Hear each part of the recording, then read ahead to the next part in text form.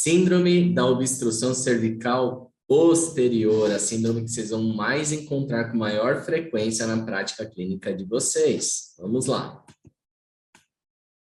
Síndrome da obstrutiva, apresentação clínica. Apresenta características e alterações rápidas dos sintomas de dor, apresenta características de alterações rápidas dos sintomas de dor, ou você piora ou você melhora rápido esse paciente. Ou seja, ao testar o paciente, por exemplo, retração repetida, ou o sintoma já vai centralizar, ou algo já vai começar a periferizar, seja dor, parestesia ou qualquer outro sintoma abaixo da linha do ombro. Alteração rápida da amplitude de movimento, ou seja, ao testar eu já vou encontrar melhoras da rotação, extensão ou flexão. Apresenta o fenômeno da centralização ou aproximação da dor ou distalização e radiação, enfim, são os fenômenos que a gente espera da síndrome obstrutiva. Altera sinais neurológicos, ou seja, ao testar, por exemplo, força de abdução, no dermátomo miótomo de C5, ao retestar, acertei o MP, ao retestar a abdução estará com mais força, né? Aquela parestesia do membro superior melhorará quando você acertar o MP do paciente. Altera a amplitude de movimento da coluna cervical e membros superiores, ou seja, quando eu tenho uma relação de cervical e membros superiores, ou seja, uma famosa cervicobraquialgias, ao elevar o braço, a ver que o lado bom vai, o outro lado sintomático ele vai menos, tem uma certa dor. Abdução horizontal, o braço da dor vai até uma determinada abdução, o outro vai toda a amplitude. Ao acertar o MP, seja ele qual for, aquele braço da dor vai abduzir mais, vai elevar mais, ou seja, a DM melhora, consequentemente a dor também de todo o tecido neural do plexo braquial. E os subgrupos da cervical são anterior, anterolateral, posterior e posterolateral. História clínica desses pacientes: idade acima de 15 anos, já começa a ter obstruções da coluna cervical. Característica de dor, ela pode ser local ou referida ou radicular, ou seja, local, uma cervicalgia referida no braço, de origem somática referida, ou radicular, com sintomas radiculares de raiz nervosa. Tempo pode ser agudo, subagudo ou crônico. Sintomas constantes ou intermitentes, oscilando durante o dia. Então, o mais interessante das síndromes obstrutivas, sejam de cervical, lombar ou torácica, elas oscilam durante o dia. O paciente acorda mal, piora, depois melhora novamente. Né? Então, aquela dor que está no braço, hora está mais no pescoço, hora está mais no cotovelo, hora está bem no centro da coluna cervical, e assim vai. Essa oscilação é bem característica da síndrome obstrutiva, ok? Dor é afetada por reversões de curva, sentado com dor e quando anda melhora, ou seja, quando fica sentado, a obstrução posterior, inflexão, começa a gerar sintomas primeiros locais, primeiro local, depois referidos no braço. Quando você endireita a coluna, a tendência da síndrome obstrutiva posterior é melhorar, porque eu já estou usando um pouco de extensão de coluna cervical baixa. E quando fico em pé, eu estou em extensão olhando para frente, trabalhando. É a pessoa que fala assim: doutor, durante o dia eu toco minha vida normal. Ando para lá, para cá, sinto um pouquinho de dorzinha. Mas ao dormir ou ao ficar na mesa de trabalho, eu não aguento de dor. Então, essa é a característica principal da síndrome obstrutiva posterior da coluna cervical. Em relação ao cotidiano e ocupação, são sedentários, pacientes ficam mais no sofá, cabeceira da cama, trabalha sentado por tempo prolongado. A gente vê naquelas aulas inaugurais, introdutórias, que o tempo de exposição sentada é um fator primordial para as dores lombares e cervicais. Atividades ocupacionais que envolvem flexão repetida da coluna em tempo prolongado de exposição. No exame físico dessa síndrome obstrutiva posterior, a postura afeta o sintoma. Né? Em relação à postura, afeta o sintoma. Né? Então, se eu deixo ele mais estendido, na síndrome obstrutiva posterior, ele vai ter menos dor. Pode ser que ele apresente alguns desvios, a gente tem que analisar no exame físico, ok? No neurológico, ele pode ter exames positivos ou negativos. Na dinâmica de movimentos, ele vai apresentar dor, desvio pode ser relevante, ADM alterado e movimento obstruído. Então, é um paciente que você fala assim: ó, roda a cabeça para a direita, do lado da dor, tudo bem? Ele vai rodar, você vai sentir uma restrição ali, você vai ver que ele roda pouco, ele vai, dói 5 aqui no meu pescoço, roda para o outro lado. Aí se vai mais e dói menos. Para trás, estende a coluna, dói 6 aqui no meio. Para baixo. Para baixo até que eu vou bem. Ele fica o dia inteiro de cabeça baixa. Para um lado, tá restrito a inclinação lateral. Para o outro vai bem até. Então, você vai sentir restrições com dor, né, e perda de ADM ali. Na palpação, se você for querer palpar, eu não palpo muito meu paciente, mas você vai sentir algumas rigidez ali, tanto da musculatura como do nível vertebral. Eu acho mega subjetivo, mas a literatura pede para fazer, eu não oriento você a fazer, e tensão aumentada da questão muscular.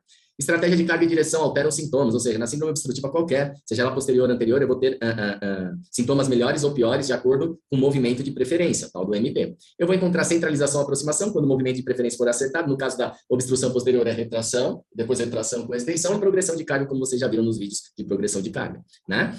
Ou pode irradiar, pior, bandeira vermelha, quando a gente fizer o quê? Flexão nesse paciente, os sintomas tendem a piorar. Na síndrome obstrutiva, as forças e estratégias de carga e direção são importantes para realocar o tecido que está obstruindo o movimento ou aliviar a tensão das estruturas sensíveis da coluna. Então, qualquer estrutura da coluna ou está tendo dor, seja local ou referida, por tensão excessiva, parte ligamentar posterior aqui no caso da obstrução posterior, ou por algo, tecido do disco, obstruindo ali um canal, tocando em raízes nervosas ou aumentando a pressão em estruturas ricamente sensíveis, como ligamento longitudinal posterior, anterior, ligamento espinhoso, ligamento amarelo, dentre outros ligamentos ricamente inervados na coluna. A classificação mais encontrada na prática clínica é a obstrução na coluna cervical. Dentre elas, a obstrução posterior que nós estamos discutindo aqui. Então, a síndrome obstrutiva posterior é a mais comum na prática clínica, responde bem ao movimento de retração e ou retração com extensão da coluna cervical. A última estratégia de carga é a mobilização com retração da coluna cervical, quando a gente apoia aqui numa seta do paciente, aqui na região que você quer aplicar carga, normalmente na transição cervico-torácica, e mobiliza lá naquele vídeo que vocês viram na progressão de carga, ok? Então, paciente com obstrução posterior adora esse movimento de retração com extensão e você vai progredindo carga até a dor centralizar, abolir e a ADM sendo restaurada em todos os planos, ok? Sagital, frontal e transversal. Síndrome obstrutiva posterior é a mais comum, corresponde a 70% delas, relacionadas às cargas sentado relaxado. É aquele paciente que fica assim o dia inteiro. Celular, manuseio, trabalho manual, computador, ou seja, home office o dia inteiro, tá? Sofá o dia inteiro. Sente dor após minutos na posição sentada no sofá ou assentos baixos, digitando tempo prolongado, ou seja, essas atividades comuns todos nós estamos passando. Irradiação para os ombros e membros superiores durante a madrugada, essa é a queixa principal da síndrome obstrutiva posterior. Ele sente incômodos na região cervical e trapézio durante o dia, mas ele está em movimento. Ao deitar, ele não encontra a posição porque a dor referida ela começa a ser intensa nos braços, né? Até antebraço e formigamento, parestesia na região das mãos. A cada 40, 30 minutos ela acorda para encontrar uma nova posição para os braços. Então, ao desobstruir esse paciente, na primeira madrugada ele já vai dormir bem após a sua consulta de avaliação. Dor, em relação à dor, ela é intermitente ou constante, pode ser. Tem paciente falando, não, é constante essa dor aqui, doutor. Pode ser intermitente, olha, doutor, hora está aqui, hora ela fica mais aqui, hora ela espalha tudo. Mais comum é intermitente, ok? Pode ser local ou referida, somática ou radicular. Somática, qualquer estrutura que compõe a coluna, que é sensível e dói, parecido com nervo, e radicular, que é aquela dor com dermato bem específico, com hipotrofia muscular, parestesia associado, dor lancinante 24 horas, que não encontra nenhuma posição de alívio, a não ser flexão, com adução aqui do ombro e flexão cervical. Palpação dolorosa na coluna. História, crises recorrentes, sem melhora nos tratamentos prévios, prefere caminhar e ficar em pé. Ao caminhar, relata a melhora da dor. Ou seja, na história, esse paciente prefere ficar em pé, porque sentado muito tempo, começa a obstruir posteriormente, ela começa a ter dor e outros sintomas no braço. O paciente relata dor e rigidez matinal, então ele acorda com o pescoço meio rígido, a qual melhora após 2 horas e se mantém relativamente bem durante o dia, porém piora muito no final do dia e à tarde, e na madrugada, pior momento de dor. Então, esse que eu falei no início, ele começa o dia meio travado, pescoço meio esquisito, mas depois de 2 horas, o próprio movimento vai desobstruindo. E como ele está em pé, dirigindo, caminhando para lá e para cá na empresa dele, ele começa a ter menos dor nos braços, os membros superiores começam a ter mais dor aqui. E ele toca o dia, porém à noite ele chega no sofá, fica assim. E aí ele vai lá 2 travesseiros, fica em flexão, dorme de lado, em flexão, começa a irradiar dor para os membros, ele começa a acordar, principalmente na madrugada, pior momento dessa dor. No exame físico, em relação a ADM, diminuído ou não, pode ter pacientes com obstruções importantíssimas de ADM. Tem pacientes que rodam tudo, mas tem dor no braço. Tem dor na coluna cervical. Normalmente, 90% você vai ter pelo menos um movimento restrito, tá? Pode ser para flexão, extensão, rotação da coluna, inclinação. Neurológico, positivo ou negativo, teste de tensão neural, né? Então, a gente pode fazer alguns testes de tensão neural. Um deles é esse aqui, abdução, e vai com o braço abduzido lá para trás. Lado da dor, você vai ver que ele vai menos, ele vai falar, sinto repuxar uma dor aqui. Ele descreve, ele mostra o trajeto da dor. Sensibilidade pode estar alterada num certo dermato ou não, de acordo com os sintomas dele, ok? Teste de movimento, responde bem com os movimentos de referência de retração com extensão. E o que esperamos após os testes de movimentos? Preferência e retração, com extensão nós esperamos. ADM melhor para extensão, flexão, rotação e inclinação lateral. Ou seja, quando você acerta a ADM o MP do paciente, ele não vai só melhorar aquela ADM que ele estava tão restrito, vai melhorar inclusive o outro lado. A extensão vai melhorar, a flexão, a inclinação. E conforme você for progredindo o carga, ele vai melhorando a ADM consecutivamente, ok? Em relação à dor vai melhorar, centralizar ou ser eliminada. Referências neurológicas podem estar melhores, ou seja, forças, referências funcionais. Coletor referência de abdução de ombro, você vai ver que vai estar mais forte. Também que a sensibilidade pode estar melhor também, tá? Testes funcionais, eleva os braços. Antes o braço parava aqui, o outro ia lá atrás. Agora os dois vão, ó, que legal. Antes esse braço da dor parava aqui, agora ele está indo lá atrás, sem tensão neural. Costas, em rotação interna funcional, os dois chegando lá no mesmo nível, na altura do sutiã da mulher, por exemplo. Olha que legal, as referências vão melhorando de acordo também com a melhora da DM e dor. E na prática clínica, como que a gente aborda esse paciente? Como que a gente avalia? Quando a gente conversa com o paciente, corrige a posição sentada, deixa ele em extensão torácica ali um pouquinho, e você vai perguntando se já coletou onde estava doendo, fala, tá doendo aqui, nota 5, aqui 4, aí você, vamos endireitar um pouquinho a coluna, aí você endireita o paciente, continua conversando. Daqui um minuto, fala, e a dor do braço, melhorou ou piorou? Melhorou. Opa, se melhorou com extensão torácica e um pouquinho de extensão de cervical baixa, sinal que ele tende a ser uma obstrução posterior, ok? Coletar os dados pré-teste, dor de referência do paciente no momento da avaliação, é importante a gente ter onde a ponta da dor é aqui, 0 a 10. Tem que saber onde é a ponta da dor. Se é aqui, ó. Se é aqui no dorso da mão. Ah, dói tudo, até aqui. Ok, 0 a 10 aqui. 6, e aqui? 4, e aqui? 4, e aqui? 8. Beleza, ok.